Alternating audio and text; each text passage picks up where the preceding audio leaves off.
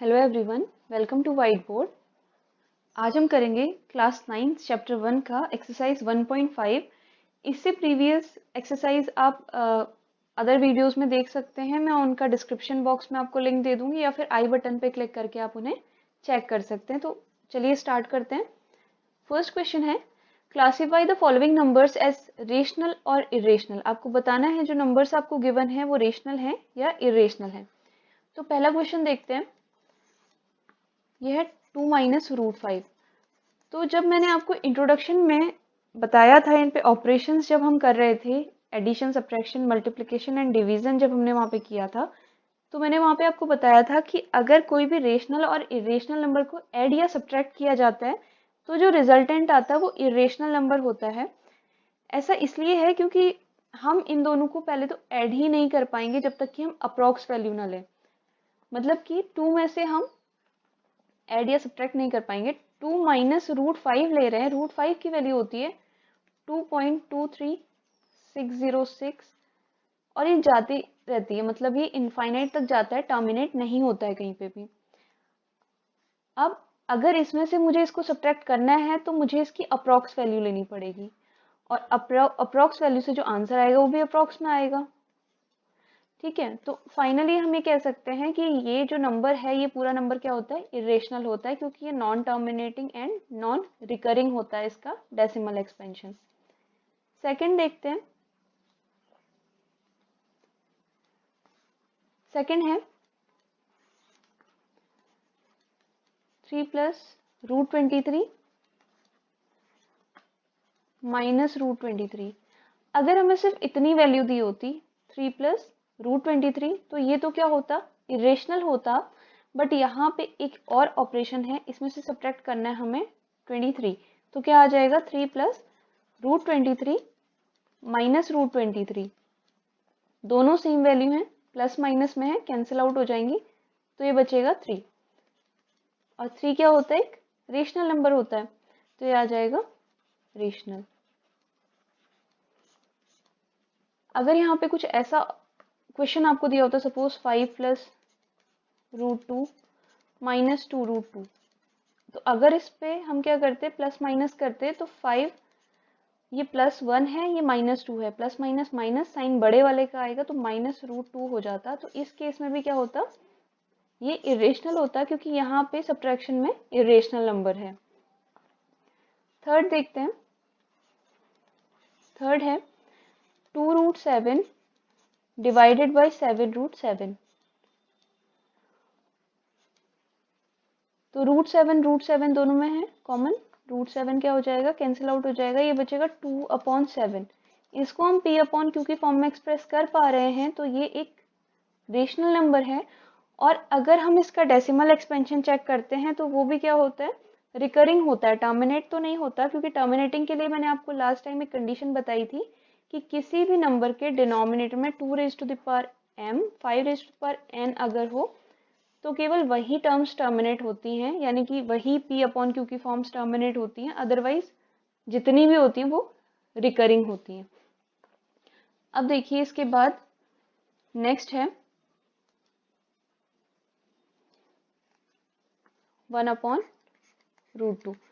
तो 1/√2 है, अगर डिनोमिनेटर में ही इरेशनल टर्म है तो इरेशनल को आप अप्रॉक्स वैल्यू में लिख सकते हैं, आप उसको टर्मिनेट तो कर नहीं सकते, तो ये भी क्या हो जाएगा, ये भी इरेशनल हो जाएगा। तो फोर्थ का जो आंसर आएगा ये भी इरेशनल होगा क्योंकि इसका डिनोमिनेटर इरेशनल है। अगर न्यूमरेटर इरेशनल होता और डिनोमिनेटर रेशनल होता, सपोज ये इस तरह का होता, तो ये भी क्या होता, इरेशनल होता, क्योंकि इरेशनल नंबर्स पे आप कोई भी ऑपरेशंस लगाइए वो इरेशनल ही आएगा। हाँ, इस तरह की अगर कंडीशन है, जैसे थर्ड वाले क्वेश्चन में जो कंडीशन बन रही थी उसमें दोनों ही रेशनल नंबर थे, बट डिवीजन में जब ये डिवाइड हो रहे थे तो एक सेम नंबर हमारे पास आ रहा था, तो ये दोनों एक दूसरे से कैंसिल हो जा रहे थे, 7√7। अब सपोज इसी की जगह ऐसा होता कि 3√7 डिवाइडेड बाई 2√2, तो ये इरेशनल होता क्योंकि इसका भी डेसिमल एक्सपेंशन नहीं कर सकते हैं, मतलब नॉन टर्मिनेटिंग होता है ये और नॉन रिकरिंग, और इसका भी decimal expansion non terminating non recurring होता है। फिफ्थ क्वेश्चन है, ये 2 पाई है यहाँ पे, 2 पाई। तो अगेन हमें पता है कि पाई क्या होता है, इरेशनल होता है, और इरेशनल के साथ अगर एक रेशनल नंबर को मल्टीप्लाई किया जाए तो वो भी क्या आएगा, इरेशनल नंबर आएगा। अगर आपको यहाँ पे रीजंस लिखने को आपके क्वेश्चन में पूछे जाते हैं तो आप डायरेक्टली लिख सकते हैं कि if a irrational number is multiplied by a rational number then the resultant will be irrational number. Second देखते हैं, देखिए सेकंड में क्या करना है, हमें सिंप्लीफाई करना है। तो सिंप्लीफाई करने के लिए भी आप इंट्रोडक्शन में जा सकते हैं, वहां पे मैंने आपको बताया है कि कैसे इनको ओपन किया जाता है। तो देखिए फर्स्ट क्वेश्चन है 3 plus root 3 2 plus root 2। First bracket में है आपके पास 3 प्लस रूट 3 और सेकेंड ब्रैकेट में है 2 प्लस रूट 2। तो क्या करेंगे, पहले 3 से इन दोनों को मल्टीप्लाई करेंगे, साइन को कंसीडर करते हुए, साइन को ध्यान में रखेंगे, और फिर रूट 3 से इन दोनों नंबर्स को मल्टीप्लाई करेंगे। तो क्या आएगा यहाँ पे 3 into 2 plus 3 into root 2 plus root 3 into 2 plus root 3 into root 2।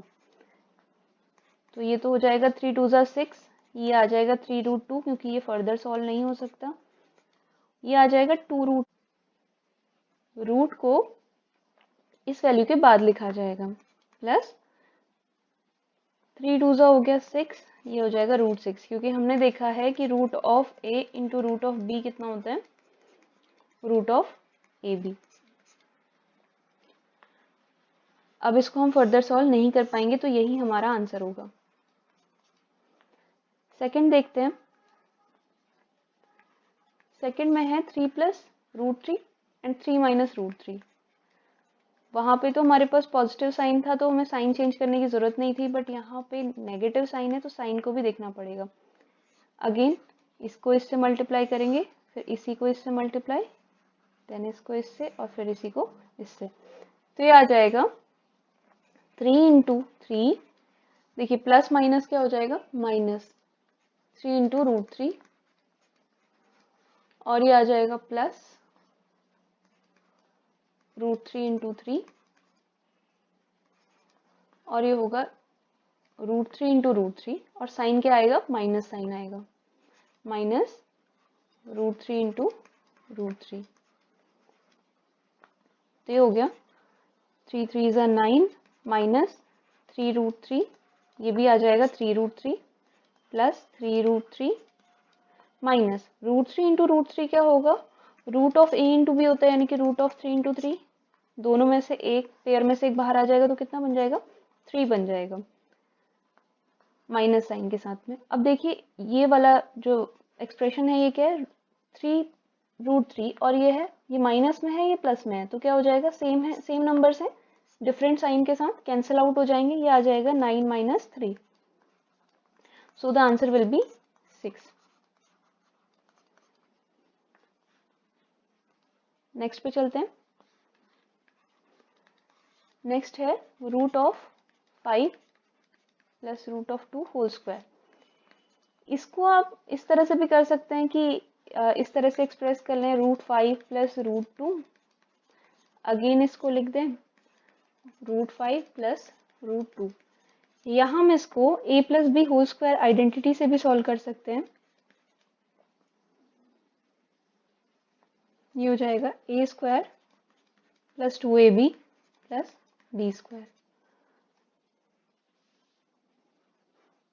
Root 5 है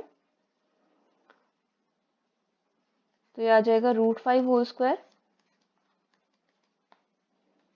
प्लस 2 इंटू रूट 5, ए की जगह रूट 5 है, बी की जगह रूट 2 है, प्लस बी स्क्वायर, बी कितना है, root 2 whole square.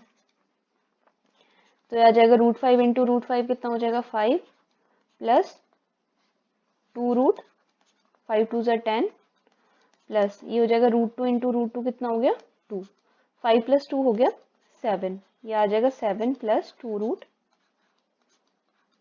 10। And the last part of this question is √5 minus √2 and √5 plus √2। अगर आप इसको देखें तो ये एक आइडेंटिटी की फॉर्म में है, a minus B A plus B. a minus B A plus B क्या होता है, ये वाला भी आइडेंटिटी की फॉर्म में था, इसको भी हम सॉल्व कर सकते थे उससे। a minus B A plus B होता है a square minus B square. Directly इससे भी कर सकते हैं, अदरवाइज वो मेथड तो हम कर ही चुके हैं जो हम इन दोनों में लगाया कि पहले इस नंबर को इन दोनों से मल्टीप्लाई करेंगे, फिर इस नंबर को इन दोनों से मल्टीप्लाई करेंगे। इस तरह से भी कर सकते हैं, बट ये हमें ज़्यादा शॉर्ट रहेगा, तो इससे करते हैं। तो ये आ जाएगा a स्क्वायर आ जाएगा √5 होल स्क्वायर माइनस b आ जाएगा √2 होल स्क्वायर। √5 इंटू √5 5 हो जाएगा और √2 इंटू √2 2 हो जाएगा। तो ये कितना आ जाएगा 5 माइनस 2 दैट इज 3। तो इसका आंसर आ गया 3। थर्ड क्वेश्चन क्या है, recall pi is defined as the ratio of circumference c of a circle to its diameter d, that is pi is equal to c upon d. This seems to contradict the fact that pi is irrational. How will you resolve the contradiction? तो आपसे पूछा गया है कि अगर हम pi is equal to C upon D लिखते हैं तो ये तो क्या होना चाहिए, रेशनल होना चाहिए, क्योंकि हम इसको पी अपॉन क्यू के फॉर्म में एक्सप्रेस कर रहे हैं, बट ऐसा होता नहीं है। तो आप इस कॉन्ट्राडिक्शन को कैसे रिजॉल्व करेंगे, ये आपसे पूछा गया है। ये एग्जाम पॉइंट ऑफ व्यू से नहीं है, बट कर लेते हैं इस क्वेश्चन को। तो देखिए, जब हम pi is equal to C upon D लिखते हैं या फिर पाई इज इक्वल टू 22/7 लिखते हैं, तो ये एग्जैक्ट वैल्यू होती नहीं है। Pi is equal to C upon D कैसे आता है, देखिए जब हम लिखते हैं circumference is equal to 2πr, तो 2π की वैल्यू 2r की वैल्यू होती है d, तो ये आ जाता है पाई इंटू डी, और यहाँ से पाई इज इक्वल टू आता है सी अपॉन डी। बट अगर हम एग्जैक्टली कहीं पे इसकी सर्कमफेरेंस निकालना चाहें तो क्या हम पाई की वैल्यू रख के इसकी एग्जैक्ट वैल्यू निकाल सकते हैं? नहीं निकाल सकते, क्योंकि पाई की वैल्यू तो पाई तो टर्मिनेट ही नहीं होता है, ये इसका वैल्यू आते रहती है इनफाइनाइट तक, और ना ही ये रिकर करता है। तो हम जो लेते हैं यहाँ पे, हम यहाँ पे इसकी अप्रॉक्स वैल्यू लेते हैं, एग्जैक्ट वैल्यू नहीं लेते पाई की। तो जो अप्रॉक्स वैल्यू आती है वो आती है सी अपॉन डी। तो ये जो पी अपॉन क्यू के फॉर्म में लिखा जाता है अप्रॉक्स में लिखा जाता है, एग्जैक्ट सी अपॉन डी नहीं होता है। और दूसरी चीज, अगर हम इसको 22/7 भी लिखते हैं तो 22/7 की जो वैल्यू आती है वो आती है 3.142857 बार, मतलब अगेन ये वैल्यू रिपीट होने लग जाती है। तो ये तो क्या हो रहा है, ये रिकर कर रहा है, बट पाई जो हमने लिया है, पाई की वैल्यू एग्जैक्ट नहीं आती है, ये अप्रॉक्स में जाते रहता है। अब हम पाई इज इक्वल टू, जहाँ पे भी आप क्वेश्चन सॉल्व करेंगे, पाई इज इक्वल टू या तो हम 3.14 लेते हैं या हम 22/7 लेते हैं। तो ये हम इसकी अप्रॉक्स वैल्यूज लेते हैं, क्योंकि 22/7 भी अप्रॉक्स 3.14 आता है और पाई भी अप्रॉक्स 3.14 आता है, दोनों की एग्जैक्ट वैल्यूज हम नहीं लेते हैं। तो हम कह सकते हैं कि भले ही हम पाई को सी अपॉन डी की फॉर्म में एक्सप्रेस करते हैं, but it is not the exact value, it is the approx value. Clear है? अब देखिए नेक्स्ट देखते हैं, रिप्रेजेंट रूट 9.3 और नंबर लाइन। इसके लिए मैंने एक सेपरेट वीडियो बनाया है कि कैसे हम इस तरह के नंबर्स को जो डेसिमल में दिए होते हैं उनके स्क्वायर रूट्स को रिप्रेजेंट करते हैं नंबर लाइन पे। तो इसका प्रोसीजर जो है, इसके लिए आप वो वीडियो देख सकते हैं आई बटन पे क्लिक करके। तो देखिए यहाँ पे क्या है, हमने मान लिया जो हमें ये वैल्यू दी है 9.3, तो हमने एक लाइन ड्रॉ करी 9.3 यूनिट्स की। आप 9.3 सेंटीमीटर्स ले सकते हैं। 9.3 सेंटीमीटर्स की एक लेंथ ड्रॉ करने के बाद हमने क्या किया, draw A B is equal to 9.3। फिर हमने सेकेंड जो स्टेप है उसमें किया, बी को सी तक एक्सटेंड कर दिया जिसकी लेंथ है 1 यूनिट, यानी कि 1 सेंटीमीटर आप ले लीजिए। तो सेकेंड स्टेप है एक्सटेंड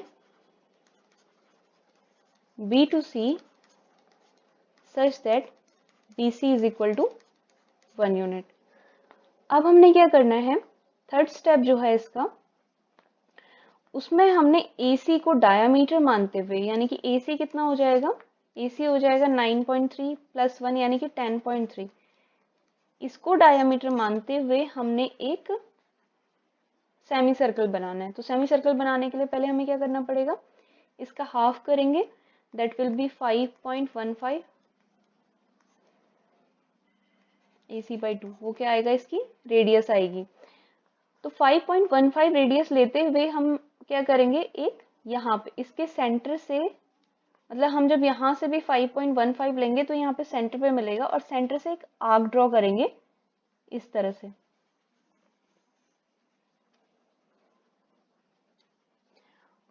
अब ये जो सेमी सर्कल हमें मिला AC, इसमें हम क्या करेंगे, नेक्स्ट स्टेप में, फोर्थ स्टेप है हमारे पास, कि B पे एक परपेंडिकुलर ड्रॉ करेंगे यहाँ पे। इसको हम मान लेते हैं परपेंडिकुलर ड्रॉ करेंगे, यहाँ कहीं पे वो आएगा, और इस BD की जो लेंथ होगी वो होगी √9.3। अब क्योंकि इसे नंबर लाइन पे रिप्रेजेंट करना है, तो इस लेंथ को मेजर करते हुए आप एक आर्क ड्रॉ करेंगे। फोर्थ स्टेप मैंने यहाँ पे लिखा नहीं है, फोर्थ स्टेप में है draw a perpendicular BD on semi circle. और फिफ्थ स्टेप में है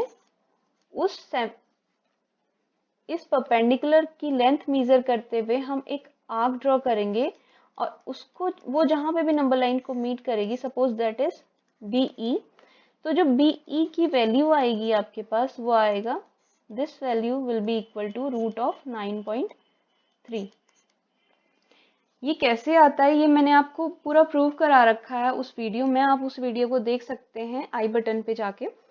उससे आपको ज़्यादा क्लियर हो जाएगा कि डायरेक्टली कैसे BD इज इक्वल टू √9.3 आ गया, और फिर जो BE है, ये तो आपको समझ आ गया होगा कि B अगर √9.3 है तो BE भी होगा, जो वो भी कितना होगा, √9.3 होगा। क्योंकि अगर ये इस सेंटर को, अगर B को सेंटर माना है, तो सेंटर से अगर D की लेंथ √9.3 है तो E की लेंथ भी कितनी हो जाएगी, √9.3 हो जाएगी। अब लास्ट क्वेश्चन देखते हैं इसका, rationalise the denominators of the following. तो पहला क्वेश्चन है 1/√7। तो डिनोमिनेटर को यहाँ पे, इसमें कोई और ऑपरेशन तो है नहीं, एडिशन सब्ट्रैक्शन कुछ नहीं है, तो डायरेक्टली हम क्या कर देंगे, मल्टीप्लाई एंड डिवाइड बाई √7। तो ये आ जाएगा 1/√7 इंटू √7 डिवाइडेड बाई √7। क्योंकि अगर हम किसी एक सेम नंबर से इन दोनों को मल्टीप्लाई भी और डिवाइड भी कर दें तो पूरी इक्वेशन में कोई फर्क तो पड़ेगा नहीं। तो ये कितना हो जाएगा, 1 इंटू √7 हो जाएगा √7, डिवाइडेड बाई √7 इंटू √7 हो जाएगा 7। ये आ गया आंसर हमारे पास। सेकंड है 1/√7 माइनस √6। अगेन हम क्या करेंगे, अब यहाँ पे जैसे वहां पे हमने √7 से मल्टीप्लाई और डिवाइड किया था, यहाँ पे हम क्या करेंगे, multiply and divide by √7 plus √6। देखिए ऐसा इसलिए किया जाता है क्योंकि हमें डिनोमिनेटर को रेशनलाइज करना है। तो अगर डिनोमिनेटर को रेशनलाइज करना है तो हमें इसको a² माइनस b² की फॉर्म में लाना पड़ेगा, ताकि इनके जो रूट्स हैं वो क्या हो, यहाँ से टर्मिनेट हो जाए। तो √7 प्लस √6 और √7 माइनस √6 जब हम करेंगे तो a plus B a minus B की फॉर्म में आएंगे, यानी कि a² माइनस b², और वहां से इनके रूट्स हट जाएंगे। तो देखिए कैसे सॉल्व करेंगे, 1/√7 minus √6 into √7 plus √6 divided by √7 plus √6। तो ये हो जाएगा, 1 से मल्टीप्लाई हो रहा है तो वही नंबर आ जाएगा, √7 plus √6 divided by √7 whole square minus √6 whole square. Numerator तो एज इट इज रहेगा, डिनोमिनेटर क्या हो जाएगा, √7 होल स्क्वायर यानी कि 7, और √6 होल स्क्वायर हो जाएगा -6, तो ये आ जाएगा √7 प्लस √6 डिवाइडेड बाई 1, या इसको हम लिख सकते हैं √7 प्लस √6। ये आंसर आ जाएगा हमारे पास। नेक्स्ट देखते हैं, 1/√5 प्लस √2 आ जाएगा। अब यहाँ पे हम क्या करेंगे, मल्टीप्लाई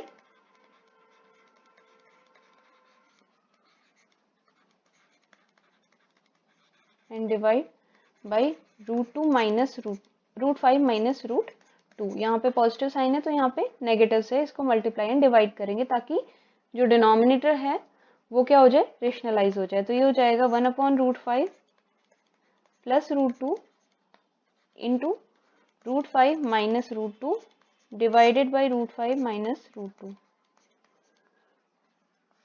न्यूमरेटर 1 से मल्टीप्लाई हो रहा है तो एज इट इज आ जाएगा, और जो डिनोमिनेटर होगा वो होगा √5 whole square minus √2 whole square.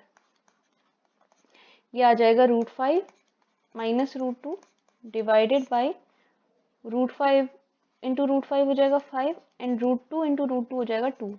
ये आ जाएगा √5 माइनस √2 डिवाइडेड बाई 3। ये हमारा आंसर आ गया। And the last one is 1/√7 minus 2।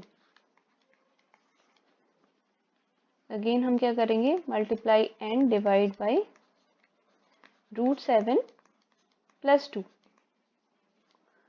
तो ये हो जाएगा 1/√7 माइनस √2, सॉरी माइनस 2, एक minute,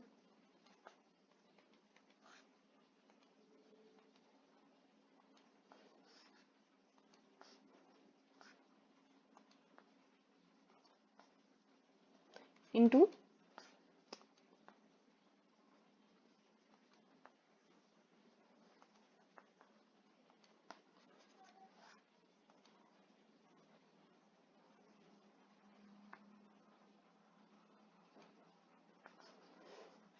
√7 minus 2 into √7 plus 2 divided by √7 plus 2। ये आ जाएगा √7 plus 2 divided by √7, A minus B, A plus B है तो क्या हो जाएगा A square minus B square. ये बन जाएगा √7 प्लस 2 डिवाइडेड बाई 7 माइनस, ये तो रूट में है बट ये तो रूट में नहीं है तो 2 2 जा 4 आ जाएगा। ये आ जाएगा √7 प्लस 2 डिवाइडेड बाई 3। ये आंसर आ गया। यहाँ पे आपकी एक्सरसाइज खत्म होती है, मिलते हैं नेक्स्ट एक्सरसाइज पे। Thank you.